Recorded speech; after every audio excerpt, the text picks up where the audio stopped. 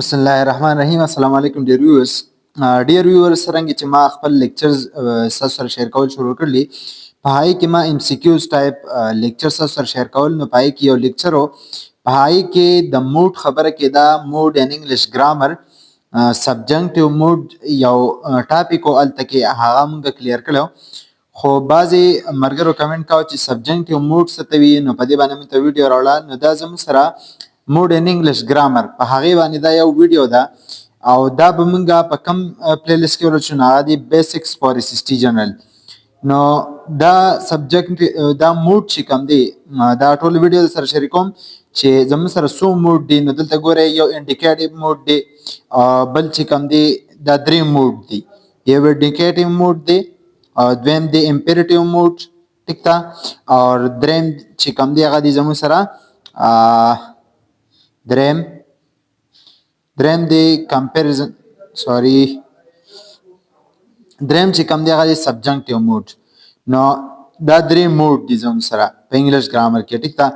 نو سټارټ دی اخلو د اولني نه، کوم چې نو اول خو تاسو ځان په دې پوه کړئ چې دا موډ ان انګلیش ګرامر دا د څه لپاره استعمالیږي. نو بیا د دې ټایپس ته راځو.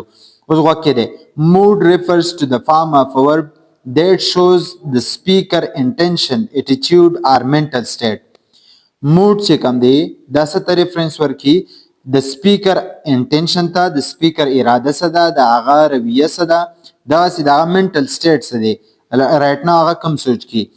نو it tells us whether the sentence expresses a fact. دا موږ ته دا وایي چې دا سنټنس کې په دې کې فیکټ ذکر شوی دی، یعنی فیکچوال خبره ده، د حقیقت مبني خبره ده، کمانډ دی یا حکم دی، مطلب حکم دی، ریکویسټ دی، چا راته درخواست کړی دی، وش آرزو ده، داسې ډاوټ شک دی، اور imaginary situation یا imaginary situation دی د سپیکر د mental state، مطلب سپیکر د څه سوچ کی.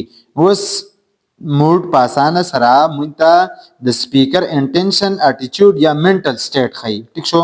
اوس انګلیش هیز 3 مین موډز. په انګلیش کې څو موډز دي وختي تاسو سره ما ذکر کړه. یو دی انډیکیټیو موډ، بل دی امپیریټیو موډ، او بل دی سبجنکټیو موډ. دا درې موډ دي په انګلیش ګرامر کې. ټیک شو. اوس فرست اف آل انډیکیټیو موډ څه ته وي؟ نو ډیفینیشن کې څه وي؟ د انډیکیټیو موډ از used to state facts, describe real situation or ask questions. So خبره وکړي د انډیکیټیو موډ is used to state facts. د فیکټس په حواله سره به خبره کی، د حقیقت په حواله سره. describe real situation په حقیقت مبني سره، مطلب په حقیقت هغه کې به حقیقت وي، داسې قسمه سچویشن به زموږ سره ذکر کی. اور ask question یا د کوېشن دپاره هم دا انډیکیټیو موډ استعمالیږي. most English sentences are in the indicative mode. د انګلیش ډېر زیات سنټنسز سي هغه په انډیکیټیو موډ کې، چې دا ستاسو په ذهن کې. اوس د دې یوز د څه لپاره راځي؟ وختي چې موږ کومه خبره وکړه to state facts، چې کم فیکټس اینڈ فیګر دي چې پای کې دورای نه هر سړی په هغه باندې متفق کی، دا هغه خبره کی، هغه به سټیټ کی. to express opinion، opinions ستا چې کم سوچ دی، مطلب دا یو خپل دار چا خپل نقطه نظری، اخکه نقطه نظر مونږ ته واضحي. to ask question، د کوېشن دپاره مونږ دا انډیکیټیو موډ استعمالو. او 4 نمبر دی to describe real or certain situations. وختینی خبره چې دا به مونږ ته په حقیقت مبني یا مونږ ته داسې سچه غوندې څیزونه هغه سچویشن دي، سچویشن یې هغه به مونږ ته دا ذکر کړي. اوس فارمز د دې څه کم کم دي وکې درته. all tenses، کم tenses، present، past، future، دا درې واړه tense can be used. ګوره دغه چې کم دی انډیکیټیو موډ دا په دې درې واړو tenses کې استعمالیدی شي. په پریزنټ کې هم استعمالیدی شي، په پاست کې هم استعمالیدی شي، په فیوچر کې هم استعمالیدی شي. اگزامپل څه دي؟ she teaches English، هغه انګلیش ټیچ کی، یو فیمیل ټیچر ده. نو دا چې کم دی فیکټ دی کنه، مطلب ریل سچویشن دی. they went home early، هغوی کور ته زر لاړو. نو دا هم زموږ سره یو ریل سچویشن دی. are you ready، آیا ته ریډي یې، ته تیار یې؟ نو په دې کې کوېشن شوی دی. نو داسې قسمه سټیټمنټ وختي مونږ ذکر کړو چې دا په انډیکیټیو موډ کې. اوس ام سی کیوز د انډیکیټیو موډ یو څو تاسو وینئ چې دا څنګه جوړیږي. he dash very hard for the exam. هغه د ایگزام لپاره مطلب په دې ډیش کې بس لګي چې چلو کو سټډي کنه سټډیز ک سټډینګ ک سټډیډ نو په دې کې سټډیز he studies very hard for the exam. ها ورپسې دی we dash a meeting yesterday. نو we had a meeting yesterday دا د past tense نه راغلی شوی دی. 3 نمبر دی dash she like ice cream. نو په دې کې زموږ سره کریکټ جواب څه دی؟ دا په دې دویم پیج دی. she دا does به کې لګي څه به کې does she like ice cream. آیا دا غي آیس کریم خوخي؟ نو دا کوېسچن مارک دی. وختي چې سما شیر کړل چې انډیکیټیو موډ به زموږ سره د کوېسچن خبره کی. اوس امپیریټیو موډ څه ته وی؟ دا دویم نمبر موډ دی په انګلیش ګرامر کې. ډیفینیشن سره د امپیریټیو موډ از یوز to give commands ورکی حکم ورکی آرډرز دا تقریبا یو څه دي. ریکوست لپاره مې استعمالي کی ایڈوایس ته نصیحت لپاره داسې وارنینګز تا وارنینګ درکې او ار انسټرکشن یا به انسټرکشن درکې په دې موډ کې په امپیریټیو موډ کې. ټیک شو دا د امپیریټیو سنټنس په شانتي فنکشن کې په دې باندې مخکې موږ ویډیو جوړ کړی دا په امپیریټیو سنټنس باندې. کی فیچرز د دې څه دي؟ the subject you is implied not written. پدې کې بعد یو نه دی سبجیکټ مطلب د سیکنډ پرسن سبجیکټ په بکی هغه به امپلایډ دی واضح به مونږ ته نه ریټ پریټن فارم کې بني خو هغه نه زموږ کس مرادي هغه سیکنډ پرسن به مرادي. the verb is in the base form. پدې کې چې ورب کمی هغه په بیس فارم یعنی فرست فارم اف د ورب به دې کې استعمالي کوم ورب استعمالي کې فرست فارم اف د ورب. can be affirmative or negative. دا زموږ سره دغم کې دي شي سورته وی سمپل سنټنس هم کې دي شي او نیگیټیو هم کې دي شي. ټیک ده. اوس وته وکړي فارمز د دې فارم سره افرمیټیو کې با ور پلس آبجیکټ راځي او نیگیټیو کې ډو ناٹ یا ډونټ او بیس فارم اف د ورب راځي. وکړي کلوز د ډور د امپیریټیو افرمیټیو سنټنس دی کلوز د ډور دروازه بند کا او دا څه شي دی کمانډ دی کمانډ. پلیز لیسن کیرفولي په غور سره وکړي. نو دا چې کم دی د ایڈوایس هم موږ ورته ویلی شو او کمانډ ورته ویلی شو ټیچرز یا ریکوست ورته ویلی شو چې پلیز پکې ذکر شوی دی. ډونټ ټچ د وایر ما ټچ کاونه دا وارنینګ دی. ټیک ده. اوس د ام سی کیو ته وګورئ. امپیریټیو موډ کې ام سی کیو سره راځي ډیش یور سیټ بیلټ بیفور ډرایوینګ. نو پدې کې به زموږ سره شي ویر یور سیټ بیلټ بیفور ډرایوینګ. نو دا مونږ ته سکه ریکوست راکی ریکوست هم راکاو چې دا کمانډ هم دی یا ایڈوایس هم دی کنه. اوس 2 نمبر دی ډیش لیټ فور سکول. ها ډونټ بی لیټ فور سکول. نو دا ایڈوایس دی چې سکول ته نه وخت مرাজি سکول لپاره نه وخت کېږم کنه. 3 نمبر دی silent during dash silent during the exam. be silent during the exam.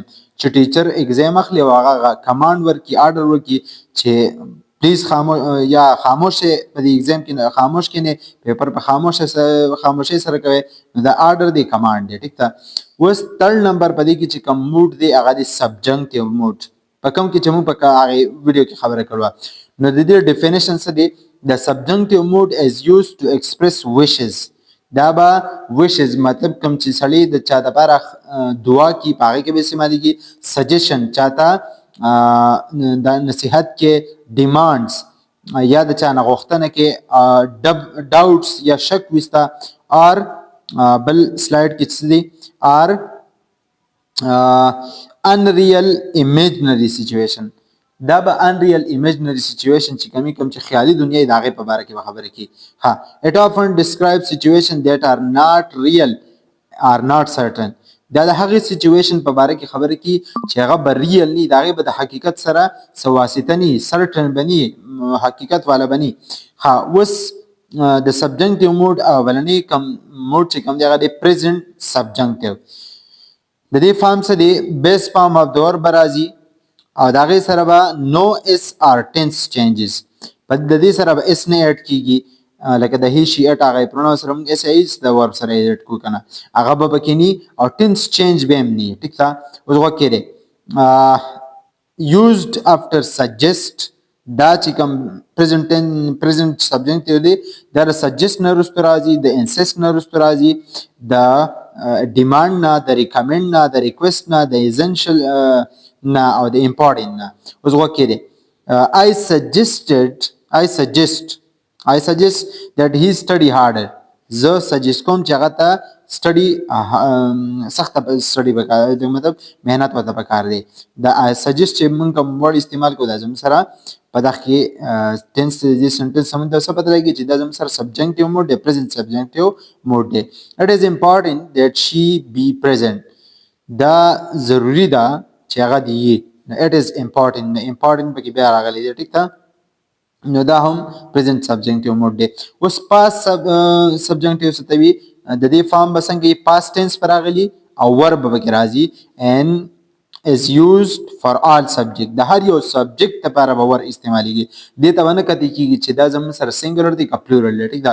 used if په دې کې به if راځي as if راځي is true راځي او wish راځي دا څه قسم الفاظ راځي. If I were rich کچرته زه مالدار وي I would help the poor. دلته وګوره if I were rich نو دا په دې کې if راغلی دی if I نو مطلب هغه سټیټمنټ ته ذکر شو نو دا چې کم دی ګوره چې زه مالدار وي نو زه به ما د غریبانو مدد کوم نو دا خیالي دنیا د سشته دی نه خو بس یو سوچ دی. She wishes she were taller. دا غي امید د چې هغه دنګ وي کنه مطلب دا غي خواهش دا او چې هغه دنګ وي وز دا چې کم دی دا بیا کوم خبره ته دا د غزي شی د wishes ته مطلب د سړی دعای یا خیالي یا ارزو تمنای. اوس دې ام سی کیوز ته وګوره د سبجنکټیو موډ ام سی کیوز داسې قسم راځي I wish I dash more time I had more time کاش چې زما سره نور وخت وي نو دا چې کوم دی هوایي خبرې دي د حقیقت سره څه تعلق نشته. بیا سوي it is essential that he dash the rules that he follow the rule. essential word به استعمال شوی دی نو دا په سبجنکټیو موډ کې استعماليږي. if I dash you I would apologize. if I were you د I سره ور استعمال شوی دی وس تاسو به ان چې we were مونږ استعمال کنه نه دلته کې ور استعمال شوی. if I were you I would apologize. تاسو سموي چې ور به کې خامخا استعماليږي د ور پسې ټیک ده. وس comparison table دی indicative چې کوم دی د facts in question د لپاره استعماليږي لکه she is happy دا یو fact دی. دا سه imperative چې کوم دی د commands او د request لپاره استعماليږي لکه sit down command پکې ورکړل شو request هم کې دي شي. subjunctive چې کوم دی wishes and unreal situation بدی کې با wishes یې دعاګانې به تمناګانې به او هغه چې کوم دی unreal situation به مطلب د حقیقت سره به تعلق نه. if I were rich if I were prime minister if I were پلان دا داسې قسمه سونه به راځي. ها اوس exam tips دي facts چې facts پکې راغلي نه غو انډیکیټیو وي که orders پکې راغلي هغه به imperative وي که wishes او unreal situation پکې نه غو subjunctive مودي. and that is the end of this video. thank you so much for watching this video. که تاسو بیا هم څه قسمه کوېسچن د دې په حواله سره تاسو په کمنټ سیکشن کې کولی شئ and که تاسو دا دغه چې کوم دی دا PDF غواړئ نو زبا په کمنټ سیکشن کې دغه پین کما د زموږ د واتس اپ چینل چې کوم دی د واتس اپ چینل لینک په ځای په هاي کې پین کم دا غزنه تاسو کته شي. thank you so much for watching this video and stay blessed, be prepared for your exams.